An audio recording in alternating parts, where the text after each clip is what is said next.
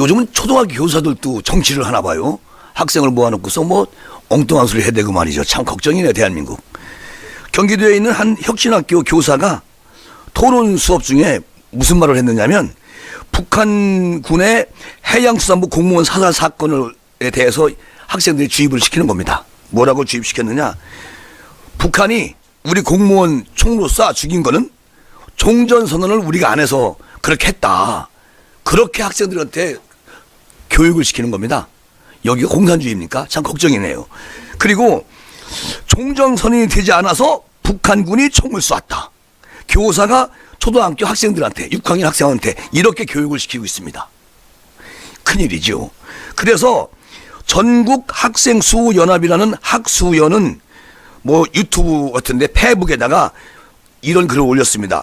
경기도 초등학교 교사가, A 교수가 이달 초에 초등학교 6학년 토론 시간에 대북 정책과 주한 미군에 대하여 편향적인 내용을 학생들에게 주입시킨 정황이 있다. 이렇게 해서 저 학수연 이 사람들 때문에 우리가 알게 됐는데요. 아니, 세상에 초등학교 교사가 미국과 우리는 절대 혈맹국이 아니다. 같이 함께 그 친한 나라가 아니다. 미국은 우리를 이용하기 위해서 이 땅에 들어왔다. 그렇게 말하는 초등학교 교사. 큰일이지요. 그리고 이 A 교수는 북한 지원과 관련해서도, 자, 그러면 그 많은 쌀을 다 김정은이가 먹어서 배에 들어가 있어? 라고 학생한테 질문을 던져요. 그래 놓고서, 그러면 북한하고 갈등을 악화시켜서 전쟁이 나면 좋겠어요? 이렇게 말을 시작합니다. 초등학교 교사가. 그러니까 한 학생이 어떻게 말을 하느냐. 아니, 선생님, 그건 아니죠. 근데 저희도 노력하고 있잖아요. 근데 노력을 해도 별로 진전이 없는 것 같으니까 걱정 아니니? 라고 교사가 또 이렇게 받아쳐요, 학생한테. 이런 교사가 어떻게 교사가 됐는지 참 암담한 나라다. 그리고 또 교사는, A 교사는 뭐라고 하냐면, 여러분 노력을 해서 진전되지 않았다고? 왜 그렇게 생각하는 거예요? 이렇게 질문을 물어요, 재차 학생들에게. 그러니까 학생이 뭐라고 하느냐. 그러니까 북한이 우리 공무원을 쏴서 죽인 이런 상황에서 종전선언을 한다는 게 말이 됩니까, 선생님? 아니, 학생이 더 선생을 가리키고 있는 이런 세상에 말도 안 되는 거죠. 그러니까 또 A 교사가 뭐라고 하느냐. 종전이 아니기 때문에 총을 쏜 거야. 너 그거 몰라? 이렇게 말을 합니다, 교사가 학생한테. 그리고 또 이 A 교사는 주한 미군이 우리나라 지키려고 와 있는 게 절대 아니다. 자기네 나라 지키려고 와 있는 거예요. 학생 여러분, 남의 나라에서 저들이 남의 나라에서 우리나라 온 게 남의 나라에서, 예? 이렇게 말하는 교사의 학생들한테 이런 걸 주입시키고 있다는 게 참 큰 문제다. 그런데 이런 걸 전혀 몰랐어요. 학수연이라는 그 단체에서 알려가지고 알게 된 거죠. 그리고 또 이 교사는 이 교사의 발언이 사상 주입을 시키는 거라는 거죠. 학생들한테, 이제 초등학생들한테. 마치 미군 때문에 갈등이 고조돼서 어쩔 수 없이 북한이 공무원을 피살한 것처럼 그렇게 주장을 하면서 주입시키는 교사. 이거 큰일이죠. 그리고 지난 해에도 정치 편향 교육 논란에 촉발해서 서울 관악구 인헌 고등학교죠. 거기에서도 이런 큰 사태가 있어서 막 결성이 시작된 게 학수연이라고 합니다. 이들이 이제 이런 걸 감독하는 단체인데, 이게 사회적으로 엄청 큰 파장인데도 지금까지 이런 교사들이 많이 있다는 거예요, 대한민국에. 그러면 이분이 이중간첩인가? 근데 어떻게 교사가 됐지? 걱정이죠. 대한민국 큰일 났습니다. 어쨌든 이런 일이 있었고요. 오늘 진중권 교수가 아주 짤막하게 무슨 얘기를 했냐면, 슬로건의 변화로 본 문재인 정권. 초반에는 대통령께서 사람이 먼저입니다. 그리고 서울시 전부 다 그 건널목 엄청 많이 만들어 놨잖아요.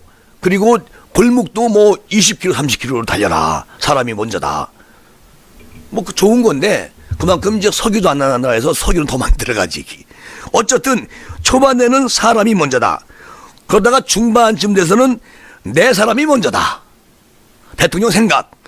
그리고 지금 후반에 와서는 이 사람이 먼저다. 누구 추미애. 그러니까 진중권 교수가 각하 노후 보장 보험 완납을 축하드립니다. 라고 이렇게 비아냥거리는 글을 썼는데요. 참 우리 진중권 교수 이 논객이 요즘 많은 일을 하고 있어요. 그래서 좀 가끔은 웃기도 하지요.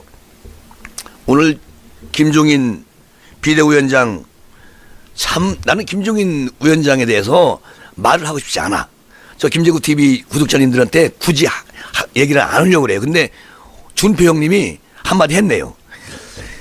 김종인 비대위원장의 사과는 의학적으로 스톡홀름 신드롬이라고 한다.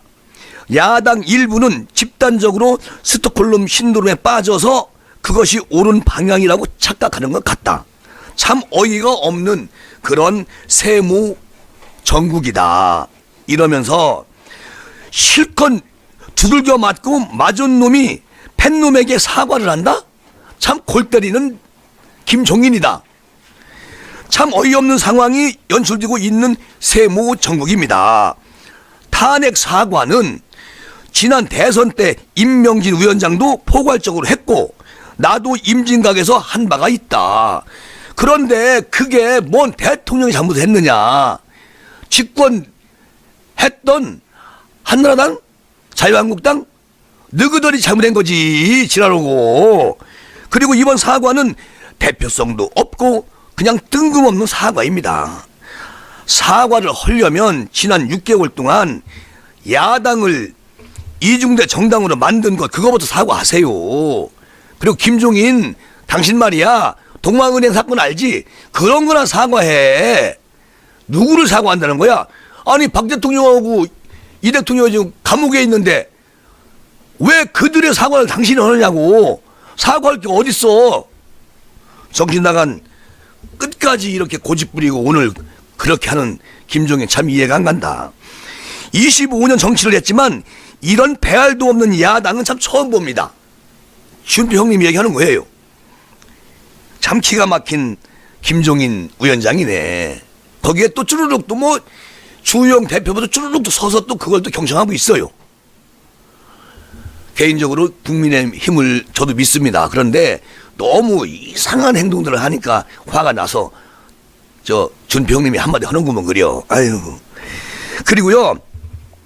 필리버스터는 회기 불계속 원칙을 채택하는 영미법 국가에서나 의미 있는 제도이지 우리나라처럼 회기 계속의 원칙을 채택하는 이런 나라에서는 큰 의미가 없는 제도입니다. 더군다나 민주당이 자기들의 의사 진행을 방해하기 위해서 필리버스터에 나서는 것은 어불성설이고요. 그리고 야당의 필리버스터를 방해하기 위해 비열한 책략까지 참 쓰는 거 보면은 참 기가 막힌 그런 대한민국 입법부다. 야당이 솔직히 야당도 필리버스터가 실효성 없어요. 그런데 이것을 활용할 수밖에 없는 것은 더 이상 저항수단이 없다는 것도 있지만 지난 6개월 동안 아무런 전략 없이 일방적으로 밀린 정치 책임을 마지막 국회에서 회피해 보려는 그런 책략이 숨어 있다고 아니할 수 없습니다. 어쨌든 초선 의원들의 뜨거운 열정을 보면서 야성의 희복이라는 긍정적인 면이 이번 필리버스터를 보고 가장 큰 성과로 생각이 되는데요. 그런데 그 참 난 이해가 안 가는 게 6개월 동안 국민의힘 지도부가 뭐를 했느냐. 무책략, 무능은 그 책임을 반드시 수뇌부한테 물어야 된다. 국민의힘 수뇌부한테. 수뇌부가 누구예요? 김종인. 주호영. 그나마 주호영은 좀 나서요. 근데 김종인 이분은 너무 엉뚱한 일에 목숨 거는, 그래서 자꾸만 우리 보수를 분열시키는 그런 데 빠져있다는 얘기죠. 아니 이번에 사과해가지고 이명박 지지하시는 분들, 박근혜 대통령 지지하시는 분들 완전히 패 가져놨어. 그리고 지금 자기들끼리 있는 그 아주 그 보수만 똘똘 뭉치겠다는 거야. 이것을 완전히 세갈대로 찢어놨어요. 김종인이가. 이 문제죠. 지금 같이 힘을 합쳐도 모자랄 판에 자꾸만 찢어 갈라치게 해놔. 정신없어 죽겠네 아주 이 사람들. 그리고 이 무능하고 무기력하고 무책임한 지도부로부터 내년 4월 중차대한 양대 보궐선거를 어떻게 돌파할 것인가. 이거 이러다가 서울시장 보궐선거, 부산시장 보궐선거 다 놓친다. 정신 차려라. 국민의힘 수뇌부 분들, 초선 의원들 열심히 하잖아요. 초선 의원들이 거기에 전혀 미치지 못 미친다는 거야. 이분들이 정신 나갔지. 그렇다는 얘기고요. 또 하나는 정신 못 차린 추미애. 아니 추미애 장관이 페이스북에 글을 써서 제가 이제 읽어봤는데 이분이 아직도 정신을 못 차렸더라고요. 오늘 지금 징계 위원이 열리고 있잖아요. 근데 이분은 한가하게 과천에서 산책을 해. 산책. 이런 똘 아줌마가 다 있나. 과천 산책로에서 추미애가 쓴 글이에요. 매서운 겨울바람입니다. 낙엽진 은행나무는 벌써 새 봄에 싹 틔울 때를 대비해서 단단히 겨울나기 하겠다는 각오인 것 같습니다. 이 말은 추미애 본인을 얘기하는 거예요. 자, 이 겨울에 공수처 빨리 통과시키고 다 끝내고 징계위원회 해서 윤석열 빨리 내려버리고 이렇게 딱 겨울에 준비를 해야지. 그리고서 이제 봄에 새로운 인민민주주의 새싹을 마중해야지. 뭐 이런 거 아니겠습니까? 그리고 또 뭐라고 했느냐. 그저 맺어지는 열매는 없기에 연년새새 배운 대로 칼바람 속에 우뚝 나란히 버티고 서서 나목의 결기를 드러내 보입니다. 우뚝 버티고 서서. 그리고 이 육사의 외침, 겨울은 강철로 된 무지개인가 보다. 그러네요.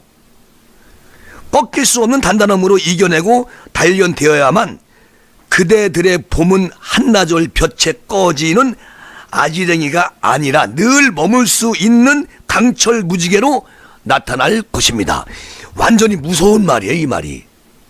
추미애가 생각하는 것은 이제 대한민국은 사회주의로 가는 길목에 있다. 올 겨울에 모든 걸 정리해버리고 내년 봄에 대한민국 국민을 가재붕어개로 만들겠다. 그 얘기지 뭘. 뻔한 거잖아요. 자기들이 영구 집권하겠다. 20년. 공수처 만들어가지고 지금 저 문재인 대통령 퇴임 후에 상황으로 모시고 이렇게 하겠다는 거 아니야. 참 기가 막힌 추시. 문제죠. 만약에 공수처가 있었다면 박근혜 정권 국정농단이 없었을 거라고요? 오늘 문재인 대통령이 이런 얘기를 했잖아요. 아니 공수처가 만약에 그때 생겼으면 박근혜 대통령 정권은 무너지지 않았을 것이다. 이렇게 말하는 문재인 대통령.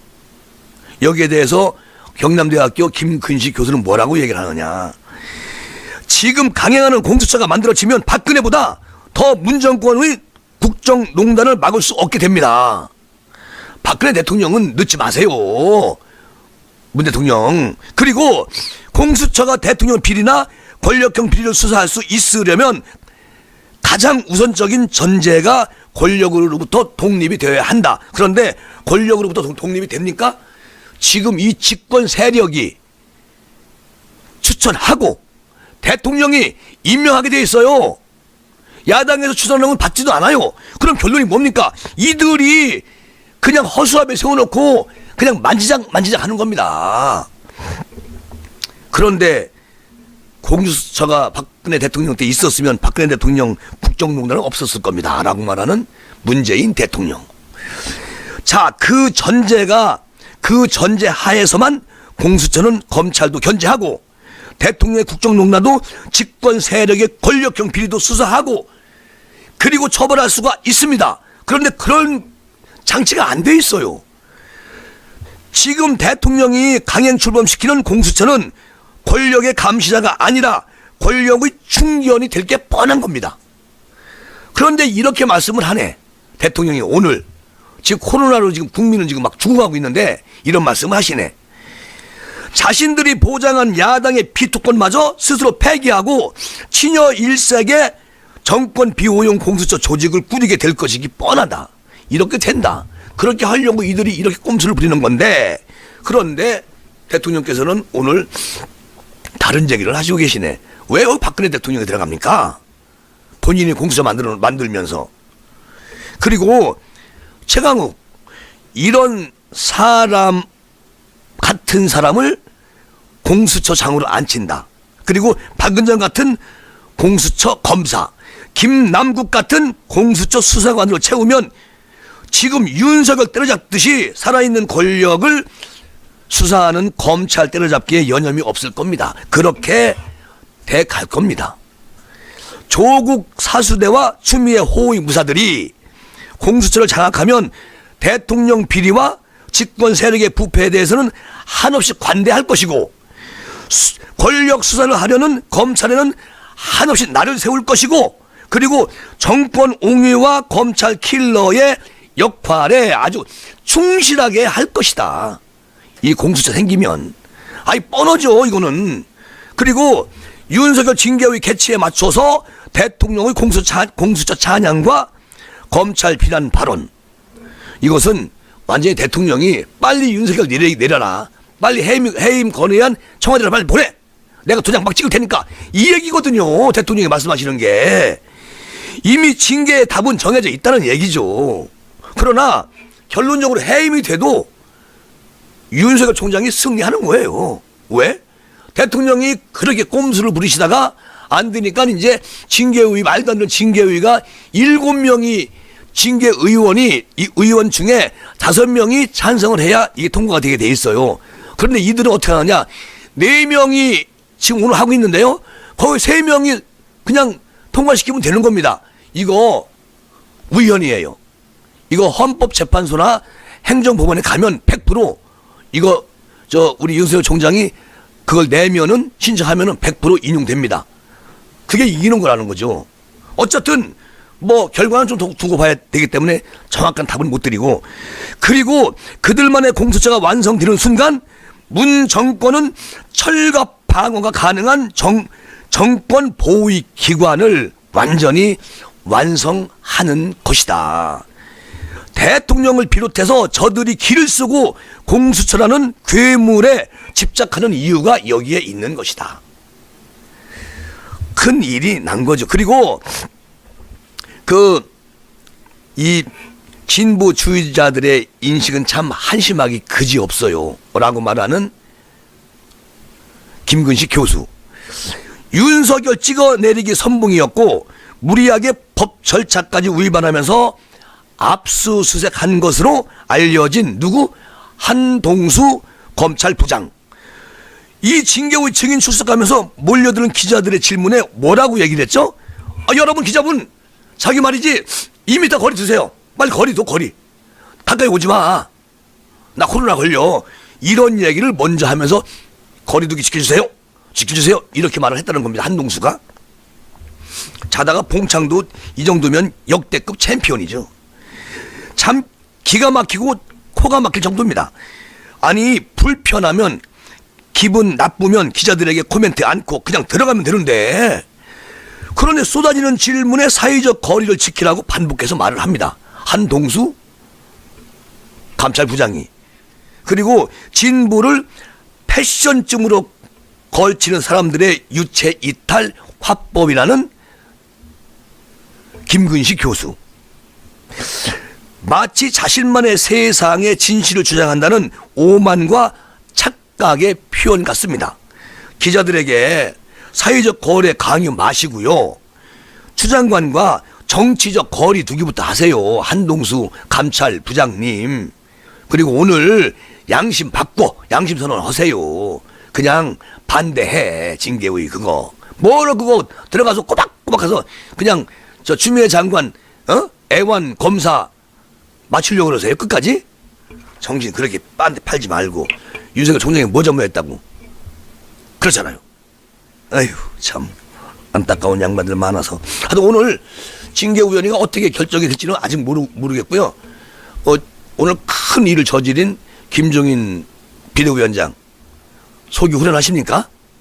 그렇게 하고 싶어서 했어요? 그리고 사과라는 게 그렇게 사과하는 게 어디 있어요? 그 너무 졸속으로 그렇게 하면 안 되는 거지. 국민들이 다 비웃어. 아유. 오늘은 여기서 이렇게 마무리하고요. 다음 시간에 가요토크 시간에는 그 대한민국 아주 그 교수도 하시면서 노래하는 가수 초청해서 노래 세곡 듣기로 하겠습니다. 라이브로 여러분 기대해 주십시오. 자, 다음 시간에 뵙겠습니다. 감사합니다.